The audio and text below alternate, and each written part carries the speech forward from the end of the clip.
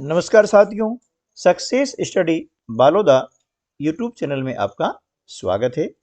आज के इस वीडियो में हम साप्ताहिक शिक्षण योजना के अंतर्गत सप्ताह 2 दिवस 6 की शिक्षण योजना के बारे में चर्चा करेंगे। आज की शिक्षण योजना बिल्कुल ही बहुत ही अच्छी होने वाली है। इस शिक्षण योजना में हम खेल बच्चों करवाएंगे, उसके अलावा और भी मजेदार एक्टिविटीज करवाएंगे। तो बने रहिए मेरे साथ वीडियो के अंत तक। तो चलिए शुरू करते हैं हम आज का वीडियो। हर दिन की तरह आज के दिन भी हम चेक कर लें कि शिक्षण कार्य प्रारंभ करने के लिए हमें जो सामग्री की आवश्यकता होती है वे सामग्री हमारे पास में है या नहीं है। तो पहली सामग्री हमारे पास होना चाहिए अंकुर वर्कबुक, पेंसिल, वर्ण कार्ड और हमारी कहानियां के अंतर्गत बंदर की पतंग। इन सामग्री के साथ में हम प्रवेश करते हैं कक्षा में। कक्षा में सबसे पहले बच्चों को हम मौखिक चर्चा के लिए तैयार करते हैं और मौखिक चर्चा का प्रारंभ करने के लिए हम उन्हें एक चित्र दिखाते हैं इस प्रकार से, और इस चित्र पर हम चर्चा करते हैं कि इस चित्र में आपको क्या क्या दिखाई दे रहा है ना। बच्चे बता सकते हैं उनके अनुसार, जैसे पेड़ हैं, बच्चे हैं, है ना। पेड़ पर क्या लगे हुए हैं? आम है। बच्चे क्या तोड़ रहे हैं? टोकरी में कितने आम हैं, है ना। कितने लड़के हैं, कितनी लड़कियां हैं। इस प्रकार से प्रश्न पूछ करके हम चित्र पर चर्चा कर सकते हैं। जब मौखिक चर्चा संपन्न हो जाती है उसके पश्चात आता है ध्वनि जागरूकता। और ध्वनि जागरूकता के अंतर्गत सबसे पहले हम क्या करेंगे, बच्चों को बोल के सुनाते हैं। क्या सुनाते हैं? आज के दिन गरम जलेबी जामुन गरम, जामुन जलेबी गरम गरम। इसे हम 2 बार बोलेंगे, गरम जलेबी जामुन गरम, जामुन जलेबी गरम गरम। अब बच्चों के साथ हम इसे बोलते हैं, है ना। बच्चों के साथ साथ बोलते हैं। क्या बोलते हैं?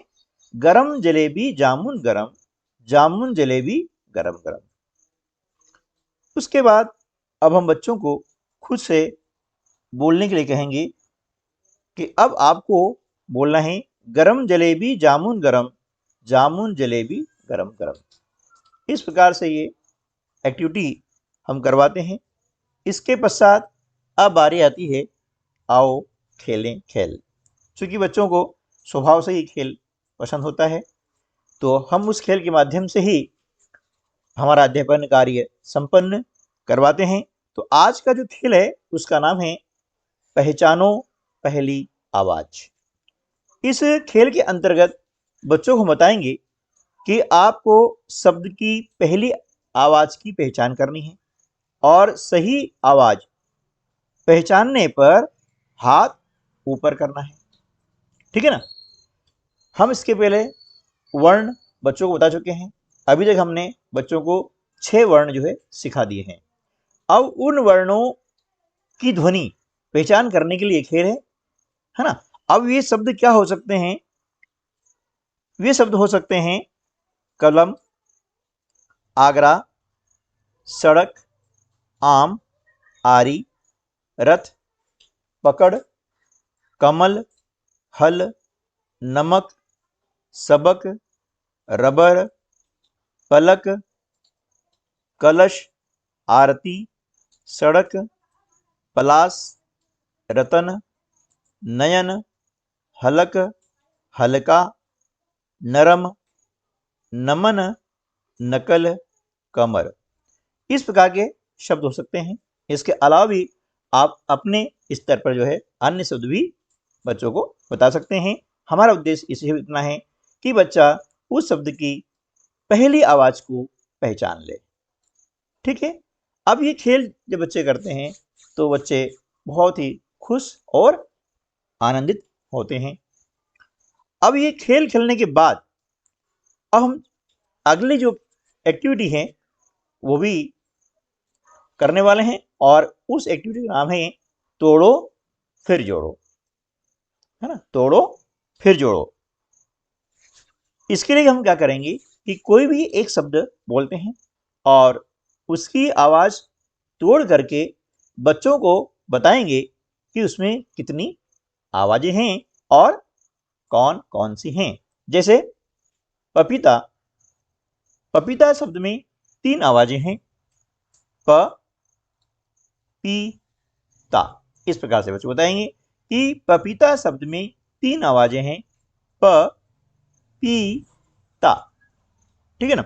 अब इसके बाद में हम जो शब्द हैं वे शब्द बोलें और बच्चों को भी इस प्रकार से आवाज तोड़ने का अभ्यास करवाएं। पहले और उदाहरण बता दें, और जहां बच्चे यदि अटक जाते हैं तो हम उनकी सहायता करें। जैसे कलम, तो क ल म, है ना, यहां पर 3 आवाजें आ रही हैं, क ल म, ये 3 आवाज हो जाएगी, है ना, क ल म। इस प्रकार से आगरा में भी 3 आवाज हैं, आ ग रा। इस प्रकार से हम बच्चों को तोड़ कर बताएं और फिर उन्हें तोड़ने के लिए प्रोत्साहित करें। तो ये जब एक्टिविटी हम कर लेते हैं तो बच्चे समझ जाते हैं कि इसके अंदर जो है कितनी आवाजें हैं और इन्हें किस प्रकार से हमें बोलना है। इसके पश्चात अब हम करते हैं वर्ण की पहचान। अब वर्ण की पहचान अभी तक हमने की। इस सप्ताह में यानी सप्ताह 2 में हमने पिछले 5 दिवस में 3 वर्ण ह आ स इनकी हमने पहचान करवाई थी। आज का दिन उनकी पुनरावृत्ति के लिए है, उनके रिवीजन के लिए है, ताकि वे बच्चे भूले नहीं और हमें भी पता लग जाए कि बच्चे कितना सीख रहे हैं और कौन कौन कितना सीख रहा है। तो इसके लिए हम क्या करें, वही जो हमारी प्रक्रिया है उसको दोहराते हैं कि ह आ स।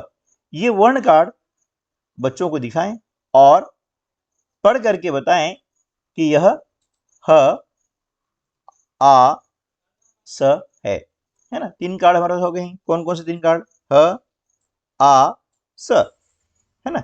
ये 3 वर्ण कार्ड जो कि हमने इस सप्ताह में बच्चों को भी बताए थे और ये वर्ण सिखाए भी थे। अब बच्चों को ह आ स वर्ण का कार्ड दिखाएं और बच्चों के साथ साथ ह आ स बोलें, है ना। कार्ड को दिखाते जाएं और हम उसको बोलते जाएं। इसके पश्चात बच्चों को ह आ और स का वर्ण कार्ड दिखाएं और फिर वर्ण पढ़ करके बताने के लिए कहें कि ये वर्ण कौन सा है। ठीक है। अब ये एक्टिविटी जब हो जाती है तो उसके पश्चात बारी आती है वर्ण लेखन की। और वर्ण लेखन के अंतर्गत इस प्रकार से यहां पर अभ्यास दिया गया है, तो इसे पढ़ें और लिखें। ये क्या है, ह, है ना। बच्चा इसको ह पढ़ेगा और फिर यहां पर लिखेगा ह, है ना। यहां पर क्या लिखेगा, ह। इसी प्रकार से आ पढ़ेगा और फिर लिखेगा आ। ठीक है। स पढ़ेगा और फिर यहां लिखेगा स। ह आ स वर्ण वाले चित्र को पहचानें और वर्ण पर घेरा लगाएं। यह उनकी जो वर्कशीट है, वर्कबुक है, उसके अंतर्गत ये दिया हुआ है ना। तो ये चित्र किसका है, ये आम का है। ठीक है। तो इसको पहचानेगा आम और नीचे वर्ण लिखा हुआ है आ, तो इस वर्ण को घेरा लगाएगा इस प्रकार से, है ना।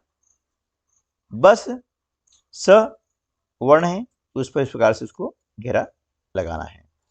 हल, इसका वर्ण क्या है, ह। क्योंकि हमने जो वर्ण अभी पढ़ाए हैं बच्चा वही वर्ण केवल पहचान सकता है। सपेरा में स, इस प्रकार से, है ना। तो इनको चित्रों को पहचानना है। सपेरा है तो स से स्टार्ट हो रहा है, तो स ध्वनि बच्चे को पता है, इसलिए स पे वो घेरा लगाएगा। इसके पश्चात अब बारी आती है लेखन की, और लेखन के लिए हम क्या करते हैं कि बच्चों को बोर्ड पर शब्द लिख करके पढ़वाएंगे, पढ़कर दिखाएंगे। पहले हम क्या करेंगे, शब्द लिखेंगे इस प्रकार से और उन्हें पढ़कर दिखाएंगे, है ना। जिसे लिखा है स ह सह आह आस नर, इस प्रकार से। और ये जो सारे शब्द हैं ना, ये हम बच्चों को वर्ण सिखा चुके हैं और उन वर्णों से ही मिलकर के शब्द बनाए हैं। और हमने अभी सिर्फ जो है 2 वर्ण वाले शब्द बनाए हैं ताकि बच्चे आसानी से सीख जाएं। 3 भी बना सकते हैं, लेकिन बच्चों को उसमें थोड़ी सी कठिनाई महसूस होगी। जब 2 के सीख जाते हैं तब हम 3 वर्ण की भी बना सकते हैं। तो इस प्रकार से अभी हमने जो वर्ण सीखे हैं, है ना, उन वर्णों के आधार पर यहाँ पे आपको हमने शब्द दिए हुए हैं और इन शब्दों का हम क्या करें कि बोर्ड पर लिखें और बच्चों को पढ़वाएं। अब उसके बाद में बच्चों के साथ में एक शब्द लिख कर दिखाएं और बच्चों को खुद से शब्द पढ़ने व लिखने के लिए कहें। किस प्रकार से लिखते हैं, यह तरीका उनको बताएं कि हमने बोला सह, तो पहले लिखेंगे स, उसके बाद हमने क्या बोला ह, यह, इस प्रकार से, है ना। तो बच्चों को पहले हमें बताना होगा कि शब्द किस प्रकार से लिखे जाते हैं। अब बच्चा खुद से शब्द पढ़ेगा और लिखेगा। आपको उसकी करनी है मॉनिटरिंग कि बच्चा सही पढ़ रहा है या गलत पढ़ रहा है। जहां गलत पढ़ रहा है वहां पर हम उसका सपोर्ट करें और सही पढ़ने के लिए उन्हें प्रेरित करें। इसके बाद पढ़ाए गए वर्णों का श्रुत लेख करवाएं, यानी हम बोलेंगे बच्चा लिखेगा बिना देखे, वह कहलाता है श्रुत लेख यानी डिक्टेशन। डिक्टेशन बहुत जरूरी है। श्रुत लेखन करने के बाद बच्चों को उनकी जो वर्कबुक दी गई है उसके अंतर्गत यह चित्र दिया गया है। इस चित्र के अंतर्गत बिंदुओं को मिला करके चित्र बनाना है और उसके अंदर रंग भरना है। अब कौन सा रंग भरना है ये बच्चों को खुद भरने दीजिएगा उनकी इच्छा अनुसार, क्योंकि यहाँ पर अब किसी भी कलर का कोई प्रतिबंध नहीं है किसमें कलर भरना है ना। अब उनकी जो भी अभिव्यक्ति है, जो उनकी कल्पना है, उसके अनुसार जो यहाँ पर कलर फिलअप कर सकते हैं। इसके पश्चात बारी आती है शब्द भंडार बढ़ाने की, और हम सभी जानते हैं कि शब्द भंडार बढ़ाने के लिए कहानी बहुत ही एक बढ़िया जरिया है, वह है बंदर की पतंग। बंदर की पतंग के अंतर्गत हम पहले बच्चों को पूछें कि आपने कल ये जो कहानी सुनी थी, तो आप में से कौन सा बच्चा हमें कहानी सुनाएगा। कुछ बच्चे हैं वो कहानी सुना सकते हैं, उनसे सुने, और जब वो सुना देते हैं या कुछ क्रम टूट जाता है कोई दिक्कत नहीं है, उसके बाद फिर हम कहानी सुनाएंगे। देखिए इस कहानी को एक बार हम पुनः सुनते हैं और समझते हैं। तो कहानी का शीर्षक क्या है, बंदर की पतंग। बंदर, खरगोश और गिलहरी ने मिलकर एक पतंग बनाई। पतंग में कई रंग थे। बंदर और खरगोश पतंग उड़ाने लगे। पतंग धीरे धीरे उड़ने लगी। अचानक पतंग की डोरी टूट गई। अब यह हवा के साथ बहने लगी। बंदर ने कहा, कोई इसे रोको। कौवे ने उड़ान भरी। कौवे ने उड़कर पतंग को चोंच से पकड़ा, उसे लाकर बंदर को दे दिया। सभी ने कौवे के लिए ताली बजाई। बंदर फिर से पतंग उड़ाने लगा। तो इस प्रकार से हम जो है बच्चों को पुनः कहानी सुना सकते हैं और उनसे प्रश्न पूछ करके, कहानी से संबंधित प्रश्न पूछ करके कहानी के बारे में जानकारी ले सकते हैं कि बच्चे ने कहानी को कितने ध्यानपूर्वक सुना है।